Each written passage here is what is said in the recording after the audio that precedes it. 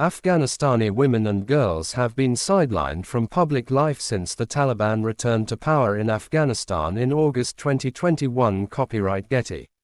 South Africa's sports minister has called on the country's national men's team not to play against Afghanistan at next month's Champions Trophy in Pakistan for them to take a firm stand in solidarity with the women of the troubled Asian country.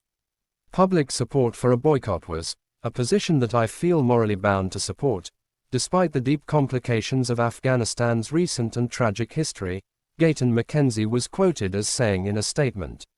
I am aware that the ICC, like most international sporting mother bodies, professes not to tolerate political interference in the administration of sport, despite its obvious inconsistency with Afghanistan. It is not for me as the sports minister to make the final decision on whether South Africa should honor cricketing fixtures against Afghanistan. If it was my decision, then it certainly would not happen. As a man who comes from a race that was not allowed equal access to sporting opportunities during apartheid, it would be hypocritical and immoral to look the other way today when the same is being done towards women anywhere in the world. On Wednesday, an open letter by Peter Hain, a South African-born anti-apartheid activist who became a UK cabinet minister and now sits in the House of Lords, that was addressed to CSA Chief Executive Fuletsi Moseki was published by Daily Maverick, a leading South African website. Sport was only the first joy to be removed from women in Afghanistan, and since then the Taliban have removed their most basic human rights and freedoms on a prolific scale, Hain wrote. Women are denied access to schools and universities, have been barred from most forms of employment and have now been denied all healthcare, as they can no longer train as nurses or be treated by male medics. They are banned from beauty salons, stadiums, gyms and parks, cannot travel alone without a male chaperone, dance, sing or drive. Their faces are banned from view, their voices from being heard, even in prayer. Most recently, the Taliban has banned windows through which women might be glimpsed in the domestic spaces. Will South African cricket please raise the plight of Afghan women cricketers in the ICC and express firm solidarity with Afghan women and girls who wish to play? A CSA statement on Thursday said the organization found the treatment and suppression of women's rights in Afghanistan abhorrent and firmly believes that women's cricket deserves equal recognition and resources, an area in which CSA's record on women's cricket in South Africa speaks for itself. As the Champions Trophy is an ICC event, the position on Afghanistan must be guided by the world body in accordance with international tournament participation requirements and regulations.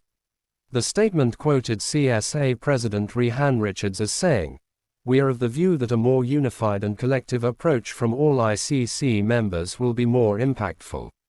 CSA is committed and will continue to engage in constructive dialogue with the ICC and other members to find a solution that upholds women's cricket in Afghanistan and influences meaningful change in that country." Women and girls have been sidelined from public life since the Taliban returned to power in Afghanistan in August 2021, which earned the South Africans criticism ahead of their ODI series against the Afghans in Sharjah in September last year.